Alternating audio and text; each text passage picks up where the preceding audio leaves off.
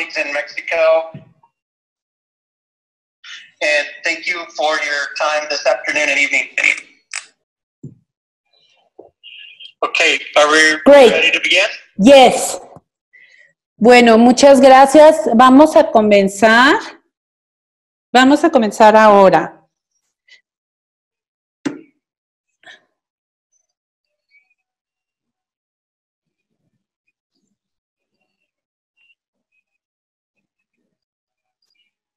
Vamos a hablar acerca de las vacunas en el proceso que hemos llevado a cabo con las personas de ventas, con las cuales yo trabajo, veterinarios y productores de las áreas en donde yo trabajo.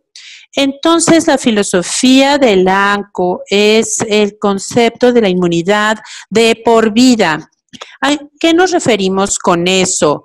Es siempre tomar en consideración al animal y queremos tener los productos correctos con el animal correcto en el tiempo correcto. Y es el tiempo de por vida de los animales para tener la respuesta inmune correcta y la protección ideal. Entonces, nos estamos enfocando a cada cliente y veterinario con esta filosofía de inmunidad. Entonces, este es un ejemplo, es el que nosotros tenemos en este momento. Nosotros sabemos el ciclo reproductor. Tenemos aquí a la izquierda tenemos a el becerro.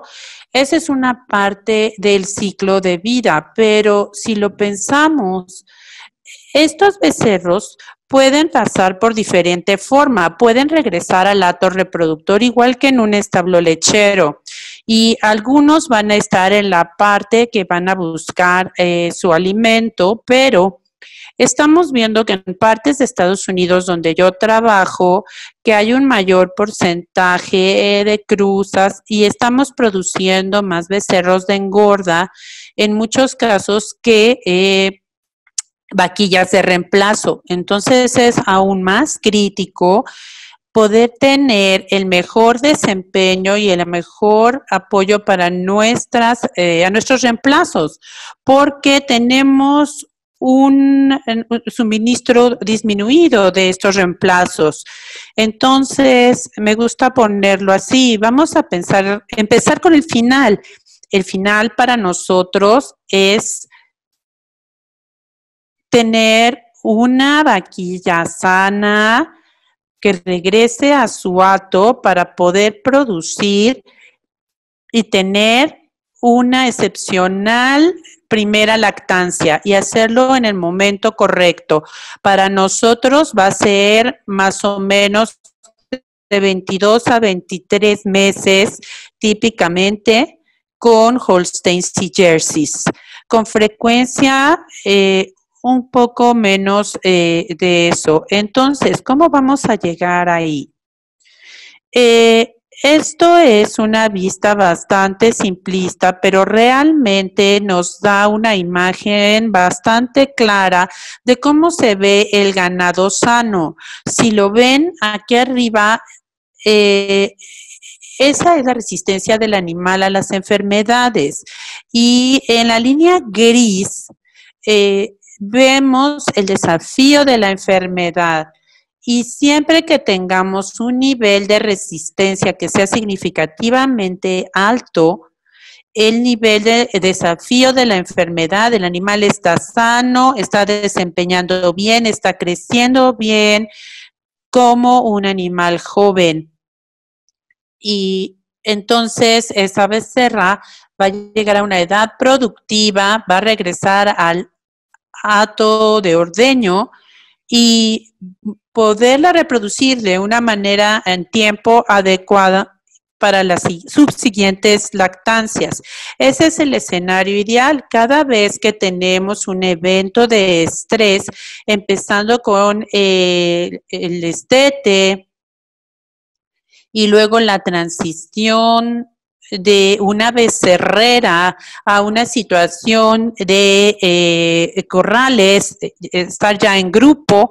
Muchas veces se incluye un poco aquí en la diapositiva, se habla de las situaciones de subasta, pero eso es para ganado de engorda, porque a veces los tienen que transportar. Es un evento de transporte que sucede incluso sin cambiar, a veces propietario, los becerros se pueden mover entre estados o varios estados.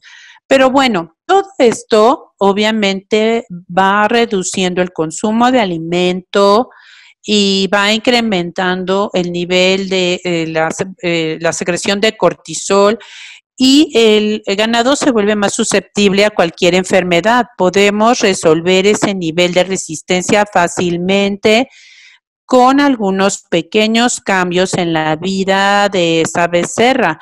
Y si luego podemos combinarlo con una disminución en la resistencia, es donde podemos tener una enfermedad significativa. Tenemos estos eventos de estrés y ahora podemos incluir también una mala nutrición y tenemos una situación de manejo que es a largo plazo y estará causando que esas becerras o vacas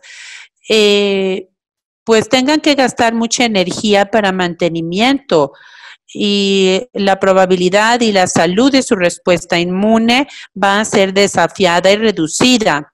Así que esta es la situación que podemos observar teniendo más enfermedad en este escenario. Entonces, idealmente vamos a elevar la resistencia y típicamente esto sucede con la vacunación. Y al mismo tiempo vamos a reducir el desafío de la enfermedad y esto se logra típicamente con la mejoría en nutrición y con los procedimientos de manejo que puedan permitir tener un ambiente más sano para que ese animal pueda seguir avanzando. Entonces, nosotros hablamos de los patógenos más comunes en bovinos. Esto es de una perspectiva de Estados Unidos, pero estoy muy seguro que en México tienen desafíos con casi todos estos microorganismos también. Con los virus tenemos pues los 4 grandes o 5 que es IBR, diarrea viral bovina tipo 1 y tipo 2, para influenza 3, y eso está en todas las vacunas y parece ser que no causa enfermedad por sí solo, pero por razones históricas, creo yo, que el virus de parainfluenza 3 se sigue usando en las vacunas respiratorias y también el virus respiratorio sincitial bovino, donde vemos un número significativo de becerras que pueden tener desafíos con el virus sincitial y con frecuencia hay desafíos en ciertos escenarios de hatos de vacas. Adicionalmente, también en IBR y diarrea viral bovina vamos a tener efectos reproductores muy importantes por estos virus. Así es de que afectan mucho nuestro ganado. Y aparte tenemos al rotavirus y al coronavirus que son importantes en el recién nacido. Cuando hablamos de diarreas, aunque coronavirus obviamente está recibiendo más atención por la situación del COVID-19 en el mundo, pero el coronavirus bovino ha sido implicado en enfermedad respiratoria, pero ha sido difícil proveer un escenario o un modelo donde pudiéramos demostrar que de hecho es un patógeno respiratorio. Así es de que yo creo que Todavía estamos con cosas pendientes en coronavirus y qué tan importante es en la enfermedad respiratoria en otros animales o animales más jóvenes, pero ciertamente tiene un papel importante en la diarrea del becerro, en ese complejo de diarrea. Ahora hablemos de bacterias. Tenemos a Mannheimia hemolítica, que sigue siendo la bacteria número 1 aislada para la enfermedad respiratoria bovina. Esto podemos decir en todo Norteamérica. Pasteurella multocida. Esto es más de un problema de becerras. Y probando esto como un patógeno primario, ha sido difícil de hacerlo, pero ciertamente lo vemos en conjunto con otros agentes, ya sea virus o con Mannheimia en la misma infección. Staphylococcus somni lo estamos viendo más en climas más del norte. Yo no estoy muy seguro qué tanto Staphylos ven ustedes en su país, pero ciertamente leptospira, vamos a hablar un poco de leptospirosis más adelante. Campylobacter, tenemos estas situaciones, Clostridium y Escherichia coli, que están implicados en diarreas y son críticamente importantes para mastitis en el hato en producción. Una bacteria que no está aquí es la de ojo rosado, que también es muy importante en ciertas partes de Estados Unidos en ciertas temporadas del año. El ojo rosado se está haciendo muy común en poblaciones y probamos que es similar en su país también. Entonces, voy a preguntarles si están de acuerdo con estas preguntas. La vacunación no es igual a inmunización. Esto es porque no porque apliquemos una vacuna significa que ese animal va a estar inmunizado contra esos agentes. Y también estamos de acuerdo que una vacuna es parte de un programa de salud preventivo. Esto, bueno, no podemos depender en lo que le llamamos una bala de plata para poder tener estas, que pueda cubrir malas prácticas de manejo.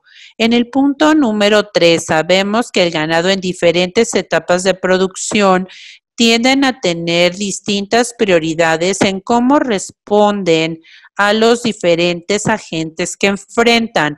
Una becerrita, por ejemplo, va a estar más desafiada por virus entéricos y bacterias que una vaca adulta.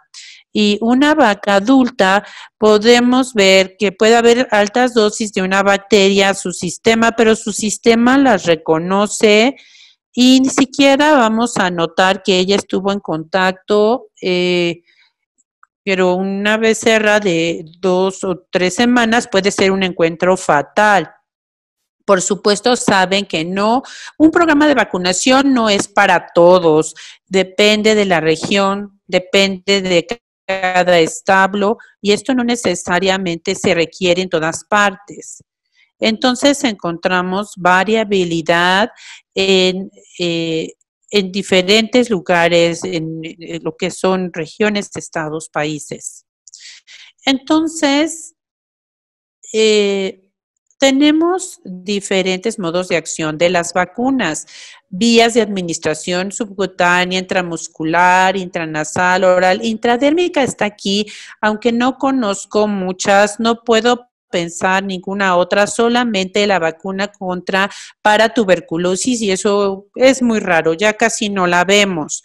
Ciertamente la subcutánea intranasal están creciendo en popularidad aquí en la última década y tenemos vacunas que se siguen aplicando intramuscular por aseguramiento de calidad de ganado de engorda. Las vacunas más nuevas se aplican subcutáneamente que intramuscular. Puede ser una vacuna viva modificada, puede ser inactivada o una toxina o toxoide y vamos a hablar de eso en unos minutos acerca de los adyuvantes. Entonces, en cuanto a antígenos, tenemos virus y bacterias, como ya habíamos mencionado. Dos categorías, vacuna viva modificada o inactivada en la parte viral. Tenemos casos en donde puede haber una combinación de ambas, en donde la más común va a ser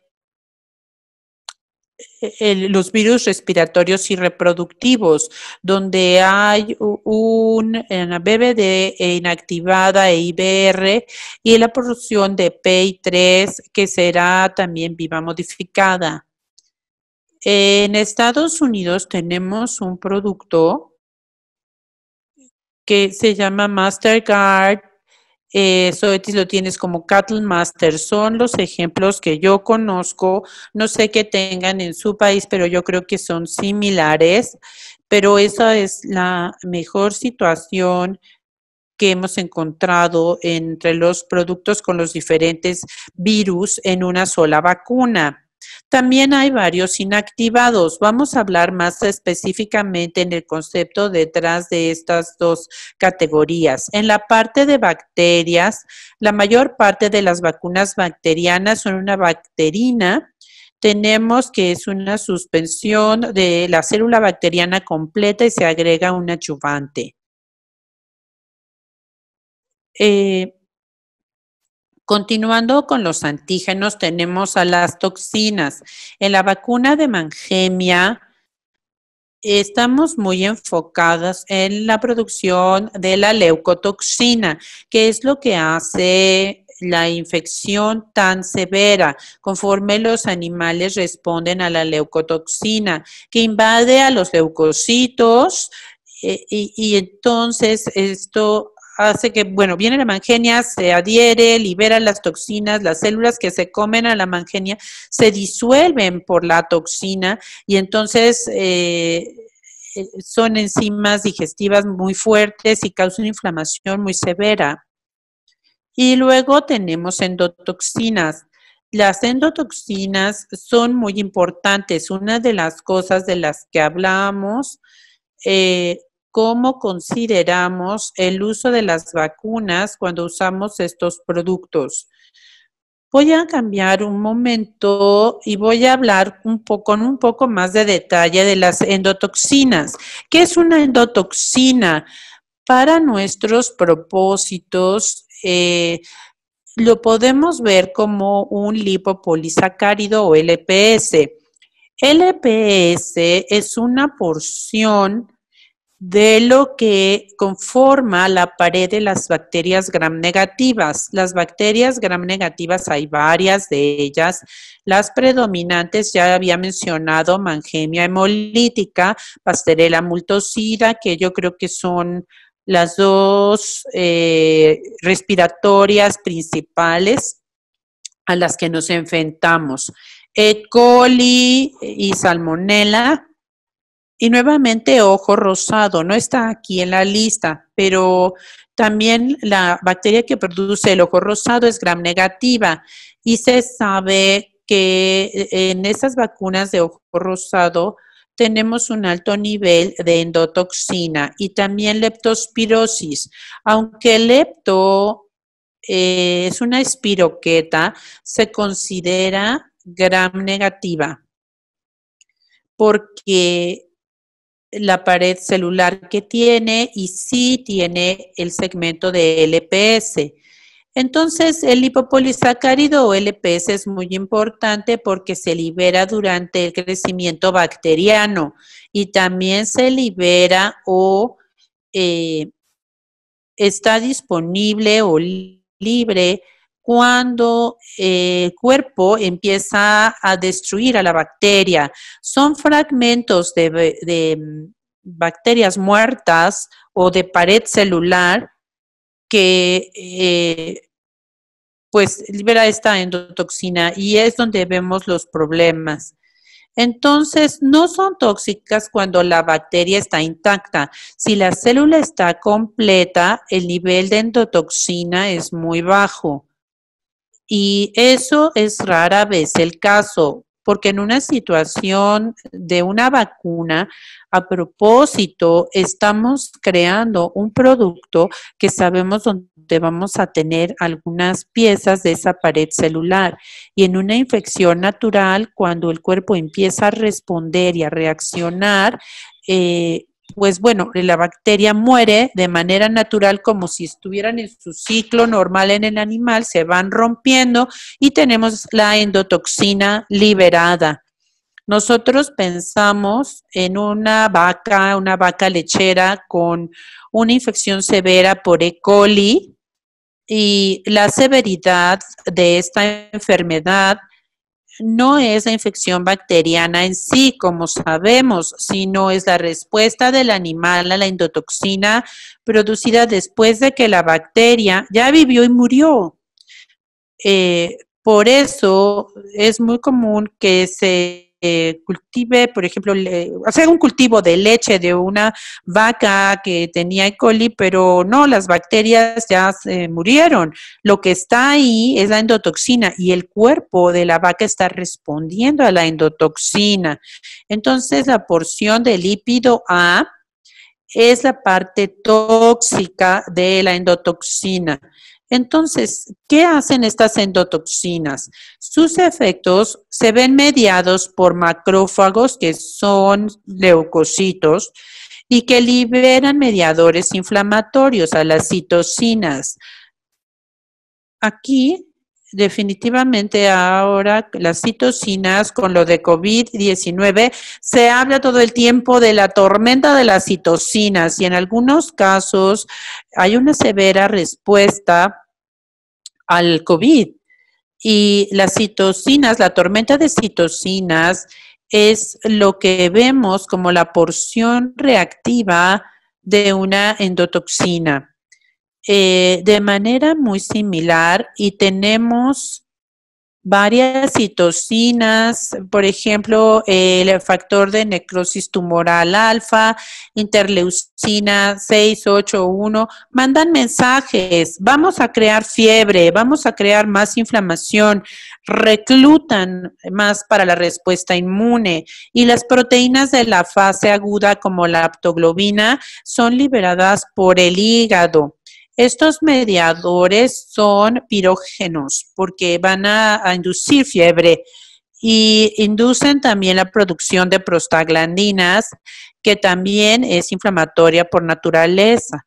También vemos varios efectos, una baja o más bien un incremento en cortisol, disminuyen los leucocitos en sangre.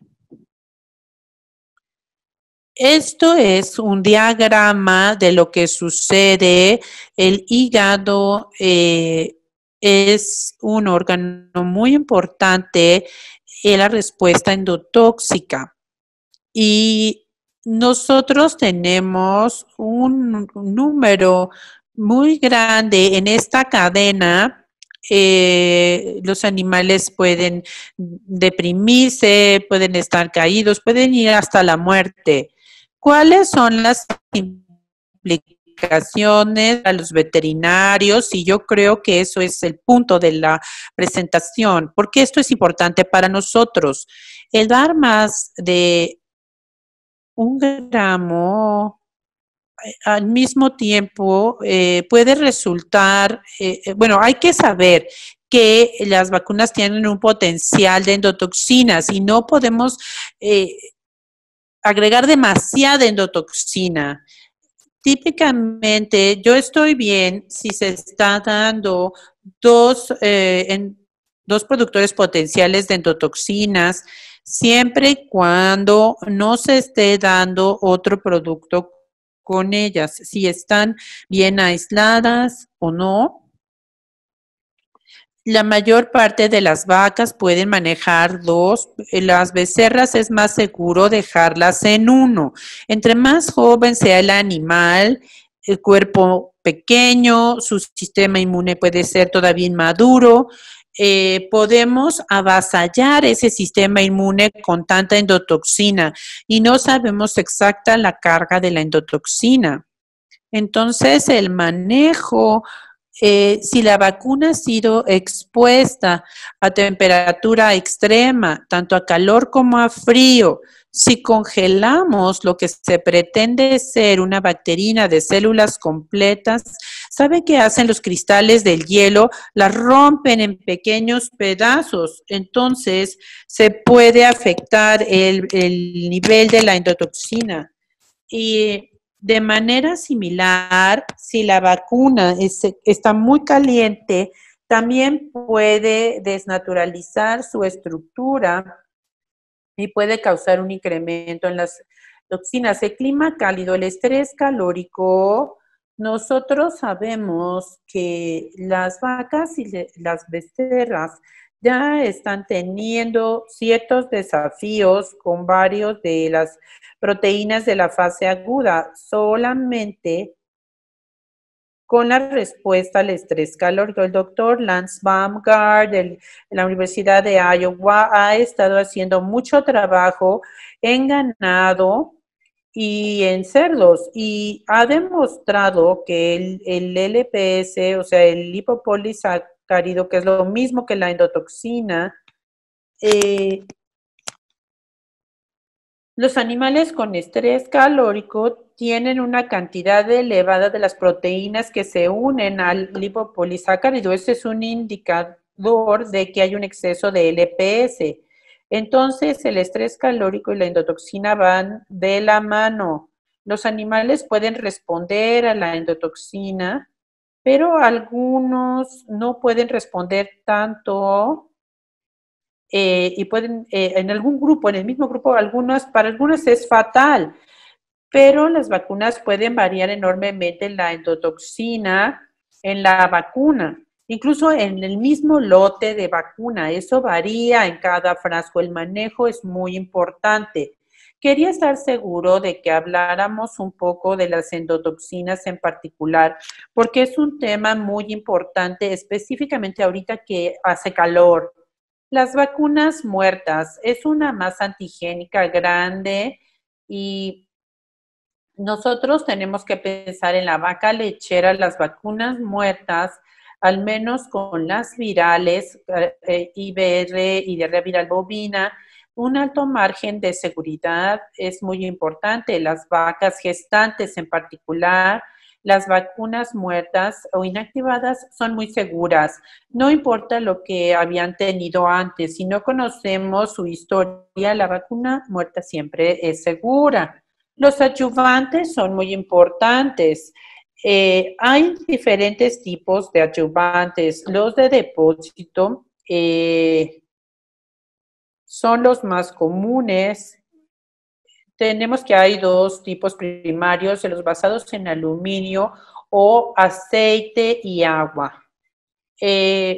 Podemos ver que inducen cierta inflamación o hinchazón en el sitio de inyección con el adyuvante oleoso. Eso se espera, porque lo que queremos, o sea, uno de lo que esperamos, sobre todo de un producto basado en aceite, es una respuesta inmune más a largo plazo y eso obtenemos con esa formación de ese pequeño granuloma. Entonces, los dos más comunes, tenemos el basado en aluminio, hidróxido de aluminio, y los compuestos basados en aceite. En el ANCO, nuestros productos inactivados casi exclusivamente están basados en aceite. Por ejemplo, Extend SP está en VitaShield, en Riprostar Lepto y también en la vacuna de ojo rosado, Pink Eye Shield. Extend 3 es el que está presente en Scour Boss. Ese es un adyuvante muy poderoso que realmente nos ayuda a tener una respuesta inmune muy robusta y la protección. Tenemos una vacuna aquí en Estados Unidos que se llama Nuplura, es para Mangenio. Ella tiene Emulsigen, que es otro adyuvante, que también está basado en aceite, pero es diferente a Extend. Es un poco menos aceitoso, por así decirlo, es como más líquido. Se puede decir fácilmente cuando lo ves. Las vacunas vivas modificadas, estamos viendo si el animal ha visto un virus y obviamente está formulado para replicar una pequeña cantidad. Y toda la parte de la respuesta inmune, o sea, la parte humoral y celular, se tienen que activar. No que tengamos una muy buena inmunidad mediada por células con las vacunas inactivadas, sí lo tenemos, especialmente con el adyuvante. Para eso es de hecho el adyuvante. Pero con las vacunas vivas modificadas tenemos que mezclar el producto, así es de que hay algunos desafíos de estabilidad donde pueden ser estables por 1 hora, 2 horas, si queremos estar seguros que se mezclen adecuadamente para tener la mejor oportunidad para que el animal responda. Ahora vamos a cambiar un poco algunos datos que son muy interesantes.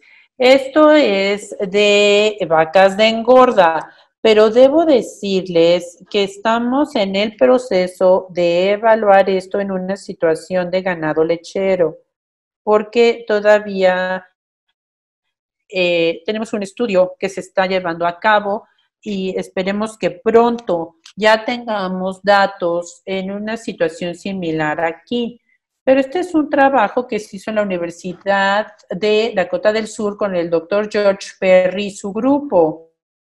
Y ellos siguen haciendo estudios. Esto continuaron el año pasado, terminaron uno.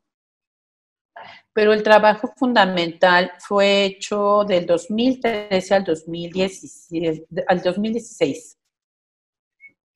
Y se puede notar que hay evidencia creciente de efectos adversos de vacunas vivas modificadas pre-servicio.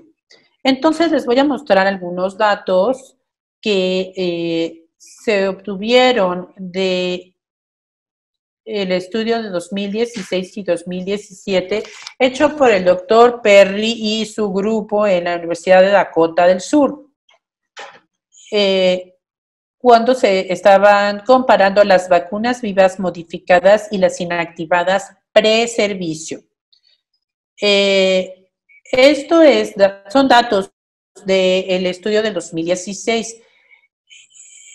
Eran 1,400 vacas de diferentes años. Lo que pretendían es que ellos tomaban a los atos que previamente se habían vacunado con una vacuna viva modificada y entonces estaban usando Bobby Shield Gold FP5 antes de la época de empadre, bastante similar a la vacuna viva modificada posparto en una situación de un establo.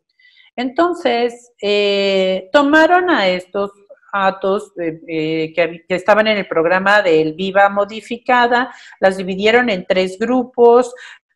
Lo que decidieron hacer comenzaron con la Viva Modificada y ViraShield después con inactivada y un grupo como control. Me disculpo porque esto no se ve muy bien y está pequeñito, pero ellos estaban utilizando una sincronización de estros con el CIDR y si ustedes ven a la izquierda en el día 60, previo a el grupo inactivado recibieron su primera dosis de vacuna y luego el grupo de vivo modificado tenía solución salina y luego 30 días antes de la sincronización, antes del servicio, El grupo de vacuna viva modificada se vacunó, el inactivado recibió una revacunación, un refuerzo, siguiendo las indicaciones de etiqueta, y el control, la solución salina.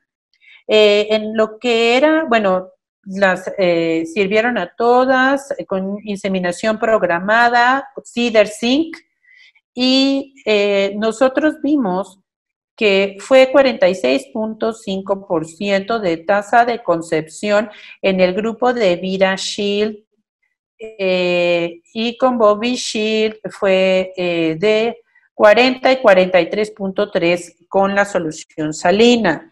Y esto fue un valor clave de 0.005. Entonces, si vimos el diagnóstico de gestación a 56 días, o sea, el éxito de gestación, el primer diagnóstico fue, perdón, tenía que regresar, pero estas vacas tuvieron a 28 días, y esto fue post servicio. Entonces, la tasa de concepción se basó en el porcentaje de 28 días y luego 56, donde consideramos cualquier, la pérdida embrionaria temprana, vimos que fue menos de 1.1, una diferencia significativa en el grupo de Bovishield. Entonces, ellos hicieron las vacas, continuaron en una situación de usando toros para ir cubriendo a todas, y estas vacas de engorda concibieron y ya se consideraron gestantes y terminaron la gestación. En los primeros 30 días, en todo el estudio,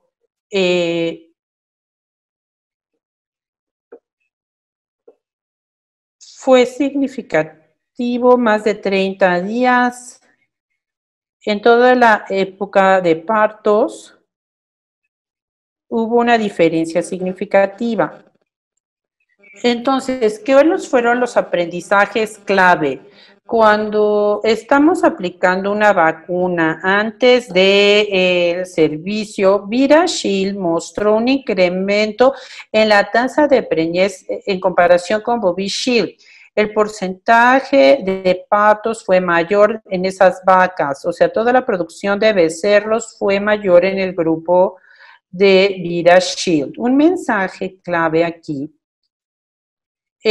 sería, que es una de las cosas en las que nos enfocamos, es que una vacuna con la viva modificada potencialmente podía tener un efecto adverso en reproducción en las tasas de concepción. La porción de IBR que entra en juego aquí, porque el virus de IBR causa inflamación del tejido ovárico y puede causar obstrucción en el mantenimiento del cuerpo lúteo. Entonces,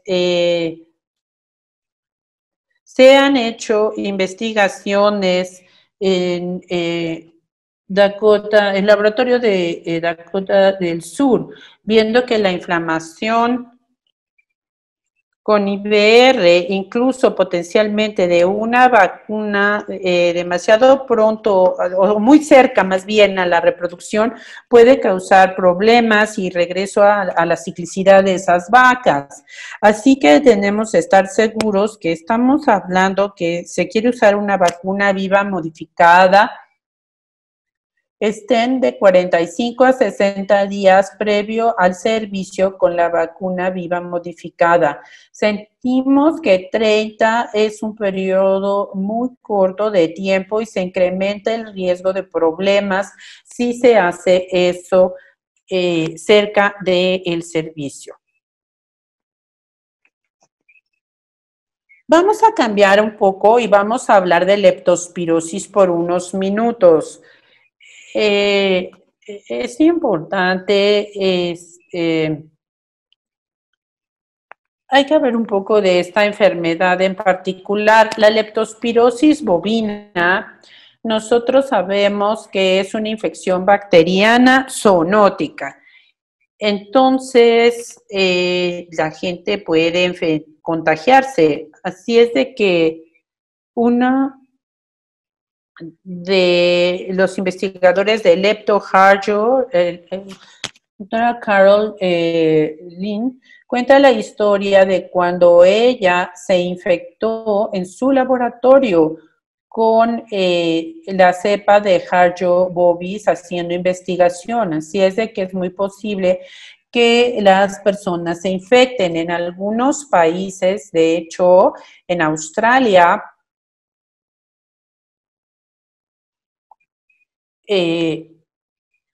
la vacuna de Lepto-Harjo fue hecha para reducir el número de casos vistos en personas, no en bovinos. Entonces, hay varios serobares de leptos, tenemos a Lepto interrogans, Harjo, la icterohemorragia, diferentes cepas.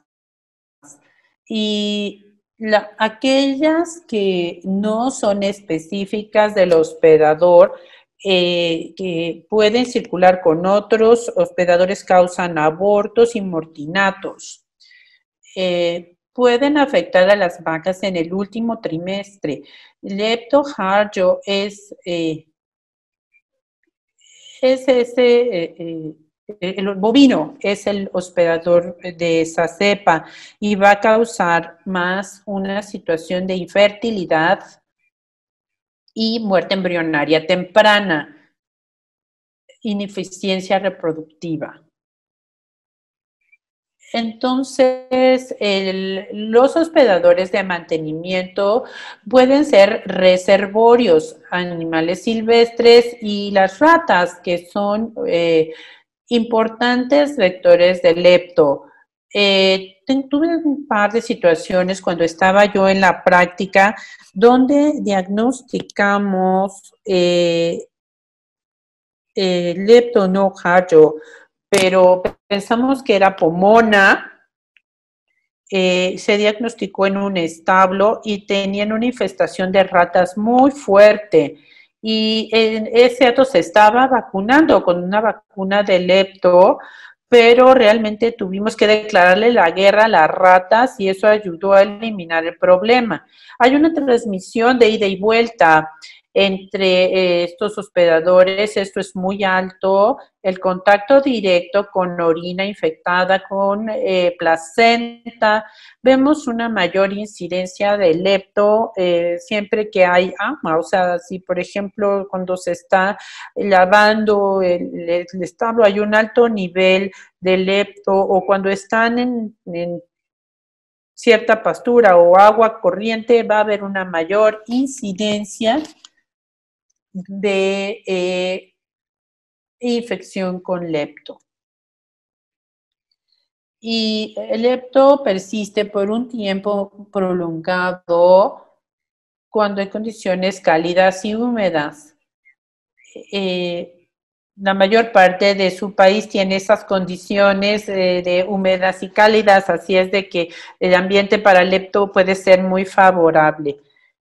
¿Cómo afecta al animal? Esto es a través de la piel entre las pezuñas. Por eso, cuando se están haciendo lavados en los establos, podemos ver una mayor incidencia en el espacio interdigital. Por ejemplo, tenemos que a lo mejor alguna compañera de corral está excretando y así es como se van contagiando. Entonces se vuelve una infección sistémica, pero tiene predilección por el sistema urinario, los riñones, la vejiga y ahí es donde el lepto se aloja. Particularmente con Harjo bovis, podemos tener portadores de por vida. En el caso del Serobar Harjo, tenemos dos tipos indistinguibles serológicamente, pero genéticamente distintos. El Leptospira interrogans Serobar Harjo y Harjo paragino, que venía de Europa, y Labor peterseni, Harjo bovis, tiene una distribución mundial. Se ha aislado en Estados Unidos en diferentes estados. Yo lo hice varias veces cuando estaba yo en la práctica. Entonces, ¿por qué es importante? Es la cepa más adaptada para bovinos. Entonces, se pueden convertir en portadores de por vida. Así que tenemos que hay una exposición constante en el hato. Y hay una excreción persistente, ese estado de portador renal. Entonces, puede verse si se tiene una infección en el hato y tenemos que esta eficiencia reproductiva disminuye. Se puede tener un efecto en producción de leche. Generalmente tenemos infertilidad, lo que es baja la tasa de concepción, hay pérdidas embrionarias tempranas. Llegamos a ver abortos, puede suceder, pero es más común la pérdida embrionaria temprana y la infertilidad.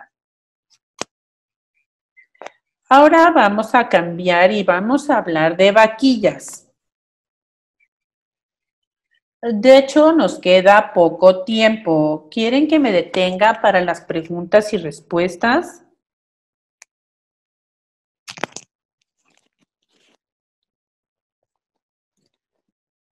No, si quieren que se detenga para preguntas y respuestas. ¿Cómo vamos de tiempo? Tenemos 5 minutos más. Ok.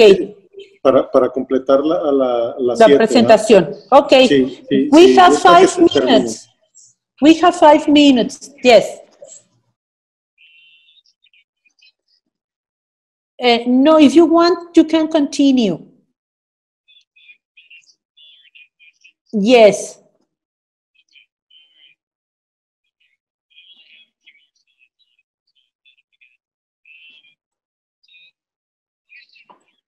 ¿Por qué es tan importante? Mencionaba yo que como un porcentaje vemos menos vaquillas para reemplazo.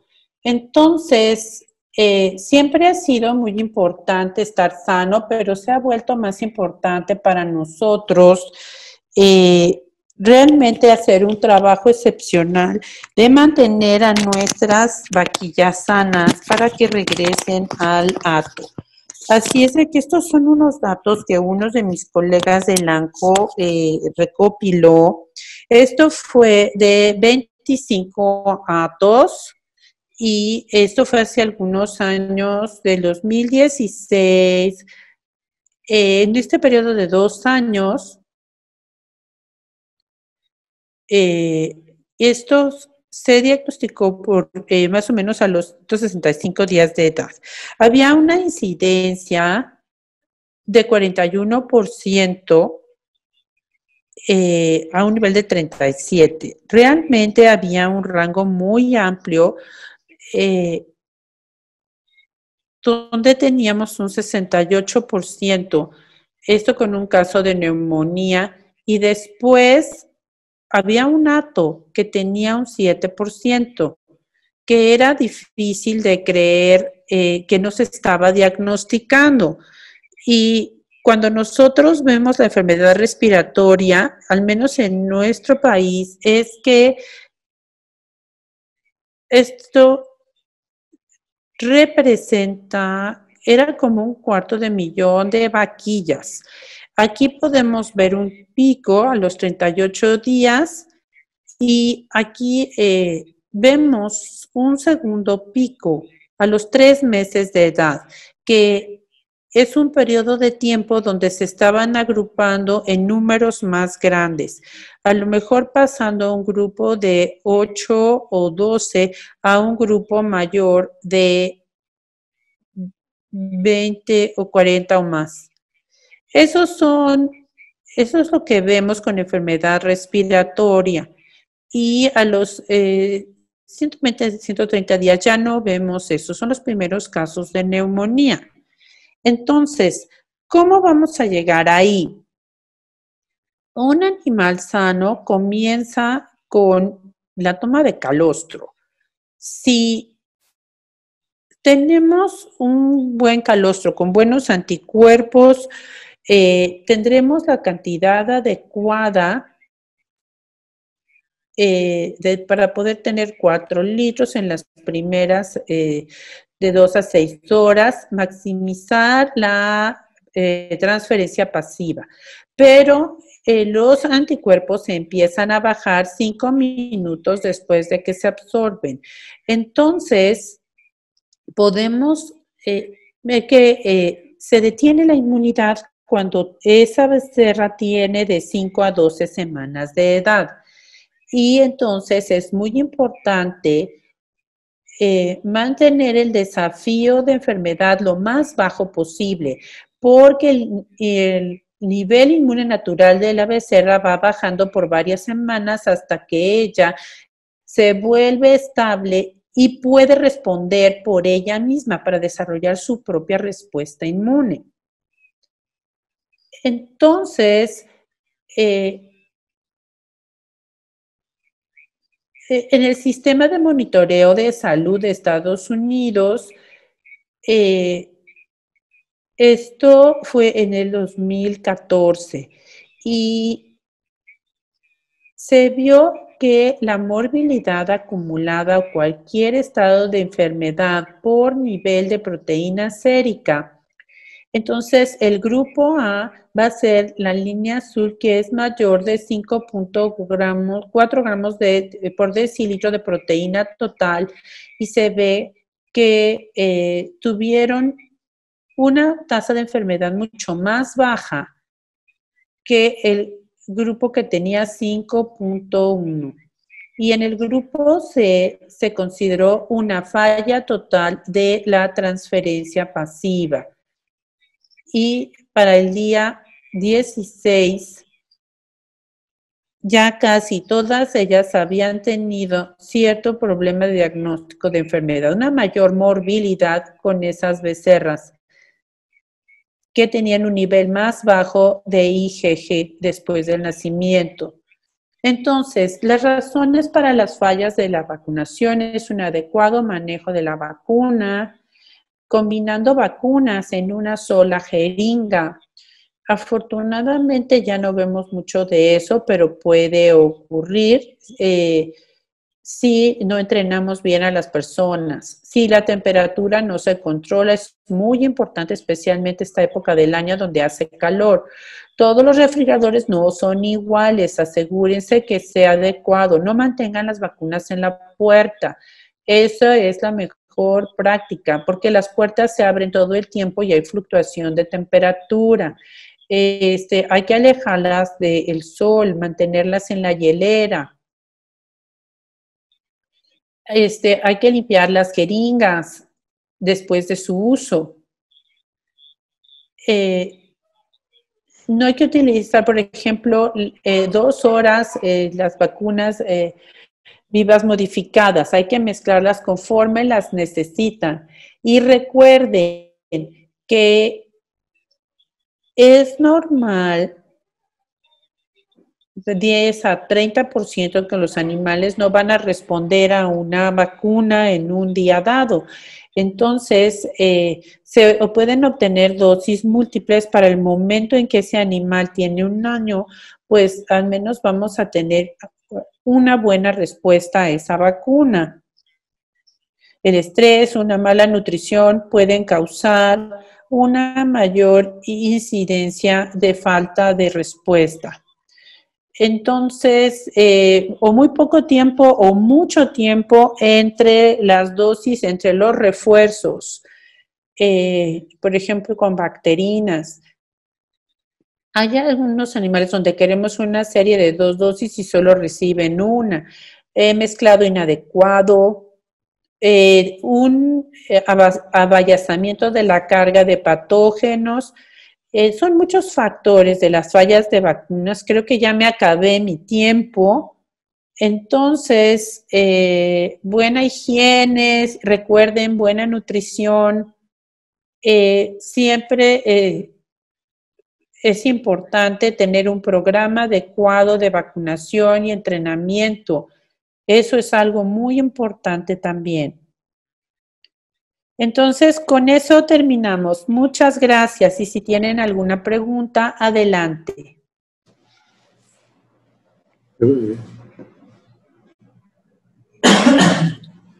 Buenas noches, vamos a dar espacio para algunas de las preguntas. Llevamos un poquito retrasados, vamos a leer. Yo creo que era importante escuchar la plática del doctor. Muchas gracias, doctor Scott. Y gracias también a todos los que se han conectado para escuchar esta charla. Vamos a pasar a 3 preguntas. Las demás preguntas las estaremos contestando por correo electrónico. Ya tomo nota, aquí las tenemos ya guardadas y nos estará ayudando el doctor a darles respuesta y mandarlas por correo. Vamos a ir a la primera. Let's go to the first question. Dice la primera pregunta, dice el doctor Eduardo Zavala pregunta, ¿desde qué edad se pueden vacunar las terneras para evitar cualquier interferencia con los anticuerpos maternales? Any interference with maternal antibodies.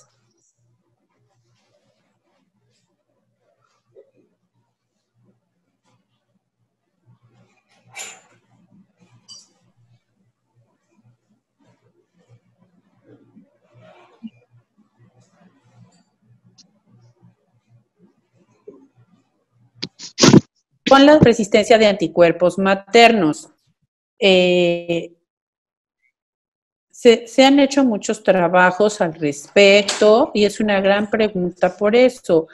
Se ha explicado y hay evidencia de que las becerras pueden responder a las vacunas previo a que los anticuerpos maternos ya no estén presentes. Y algunas veces va a haber, no sé, en un rango de 3, 4 meses. Hay datos que las vacunas intranasales pueden responder y también parenterales, subcutáneas, como las vacunas virales, ya sea vivas, modificadas o inactivadas, pueden responder. Probablemente, yo creo que esperar a que bajen los anticuerpos maternos no es absolutamente necesario, porque hay evidencia de que las diferentes formulaciones de las vacunas que las becerras pueden responder. Entonces, yo no veo que haya una gran razón para esperar demasiado. Yo sugiero, sigan las indicaciones de etiqueta. Si es una vacuna inactivada, apliquen la segunda dosis como lo dice la etiqueta. Generalmente van a ser 4 semanas después, pero algunos productos dicen de 3 a 4 para esa segunda dosis. Pero una de las cosas que yo veo y que es muy importante es qué tipo de antígeno tenemos y que pueda estar en mayor riesgo para esa becerra. Entonces, ahí podríamos esperarnos para revacunar. Muy bien. Otra pregunta del doctor Gustavo Carrillo. pregunta sobre los programas de vacunación. Dice, la vacunación, algunos recomiendan la vacunación en sábana a todo el hato, después una vacunación 30 días antes de esa vacunación, seguido de una vacunación antes de el servicio de inseminación y volver a vacunarla en el último tercio de gestación. ¿Qué piensa el doctor al respecto? Si nos puede compartir su experiencia.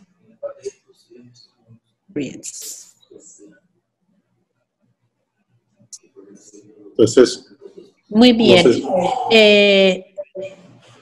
Mencioné que no todas las vacunas necesariamente son iguales. Entonces, nosotros vemos variaciones en Estados Unidos y les voy a dar un ejemplo. No es raro ver en ciertas partes de Estados Unidos que el tamaño del hato sea a lo mejor un poco más pequeño y que ellos decidan hacer la aplicación de todo el hato. Puede ser anual o cada 6 meses con algún producto inactivado. Generalmente es lo que vemos. Otros, lo que yo veo, nuevamente es una variación, pero eso va a depender de la vacuna.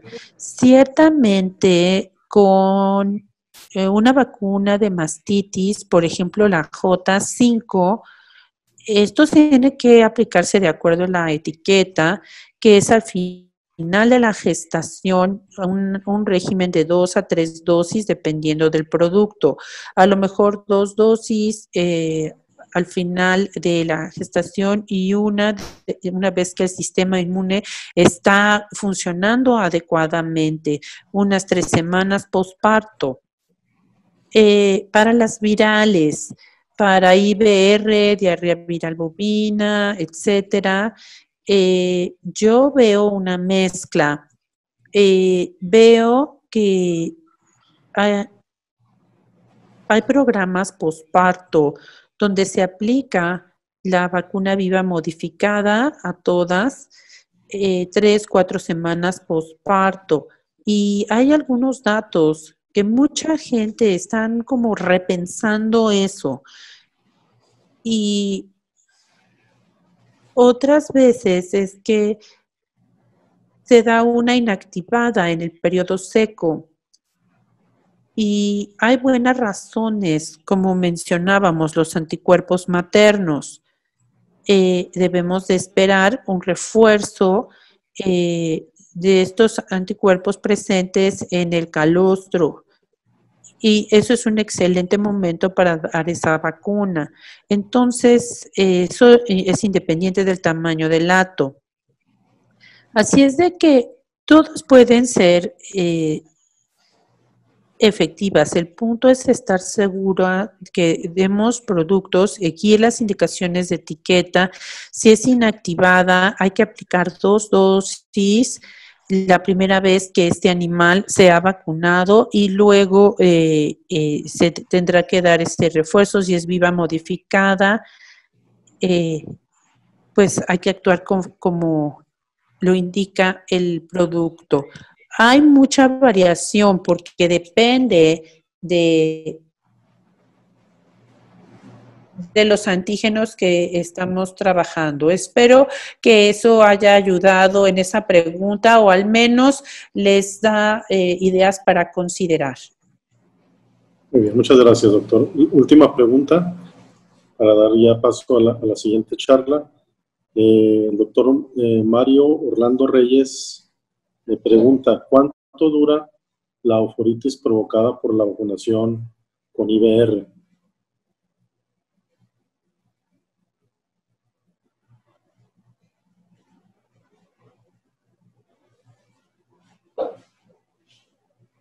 Excelente pregunta. Tendría que regresar y volver a leer ese estudio que les comenté para ser 100% preciso, pero en lo que yo recuerdo, había una disminución al menos de los primeros 2 ciclos reproductivos, o sea, unos 42 días. Si me acuerdo correctamente, fue una reducción en la tasa de concepción, tanto para el primer ciclo y luego en el segundo ciclo, después de que se inició la inseminación. Entonces, puede ser 30, 40 días. Bien, muchas gracias, doctor. Excelente charla. También muchas gracias a todos los doctores que se han conectado para escuchar esta charla. Estaremos dando lectura a las preguntas y se las estaremos comunicando al doctor Scott para dar respuesta a todas ellas y las estaremos haciendo llevar por correo.